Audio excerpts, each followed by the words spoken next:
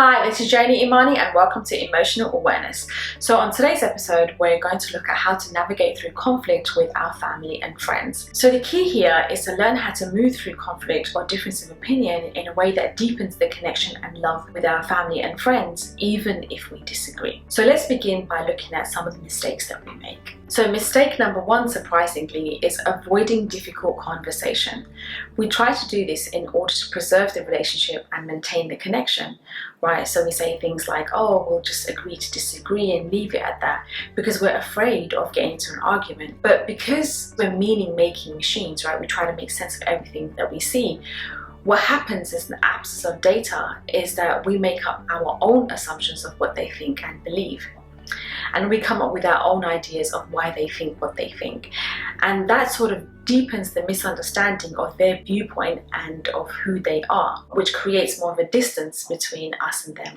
And so instead what you want to do is be curious, and we'll talk more about that later. Okay, so mistake number two is fighting for your viewpoint like your worth depends on it. So sometimes we get so riled up trying to prove our point that we lose perspective. And so it's important to remember that our relationship and how we're making the other person feel is more important than the idea that we're fighting for. So I'll give you an example from my own life. A couple of years ago, a friend of mine told me that she went to therapy and she didn't really like it and it wasn't very helpful. Now, if you know anything about me, you know I'm someone who really believes in psychology and learning about your emotions and all that. And so I felt triggered, and so what I did was, instead of sort of listening to her and being curious, I went on about how the top CEOs of the country are into psychology and the science behind psychology and why it's so important and blah, blah, blah, blah. And so, you know, what I should have done is obviously learn more about her experiences, which would have taught me more as well. But anyway, now I know better. Okay, so now let's look at mistake number three, which is bringing up the past. So what happens in a conflict sometimes is we bring up what they said last time. So it would be things like, oh, before you said that and now you're saying that, so which one is it? And what that does is increase sort of tension and decrease connection. And so what you want to do instead is concentrate on what they're saying right now. Don't focus on the fact that they've changed or the fact that they've changed their mind. If you want to deepen the connection, you want to listen to what they're saying and what they believe as of now. Okay, so now let's look at some tips on how to navigate through conflict properly. Okay, so tip number one is understand your intentions. So what is this conversation really about? Why is this topic so important to you? You want to get to the core of what you think you're fighting for, instead of sort of fighting on the surface level. So if I went back to, my example from before, I thought I was defending psychology because I felt like she was offending all the years that I spent learning about psychology and how important it is and all that kind of stuff. So now I know what I was fighting for was my belief system. Okay, so tip number two on how to navigate through conflict is be aware of your tone and don't personalize it.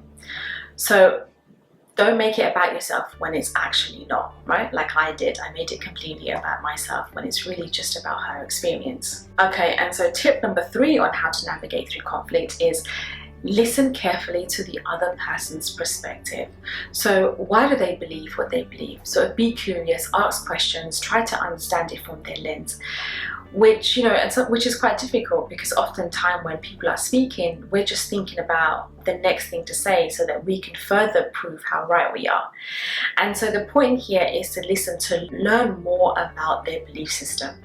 And this can definitely be a challenge because we might find out that we're wrong, and we might find out that, the way we think is not the only way to think. Okay, so whenever I have this class, one of the questions that really come up a lot is that aren't there some people out there who really are not worth having a conversation with because they're so inflexible in their thinking? And yes, there are definitely loads of people out there who are not willing to listen and learn. But sometimes the reason why they're not willing to listen is because we're so difficult to listen to, right? We're so defensive that it makes it really hard for them to hear us. Once I had a co-worker and I was so convinced that she was stubborn, and it's only when I sort of applied those rules of conflict resolution that I realized that it was my own ego. And so once I tamed my own my own need to be right, I was surprised at how responsive she was.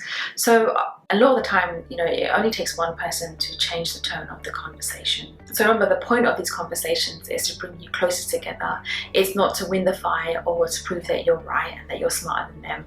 You know, the idea is that we want to learn how to coexist and live with people who think differently to us. So that's it for today. Thank you so much for listening, and I hope that helped. And make sure you share with your friends and family, and make sure you subscribe, and take care. Bye.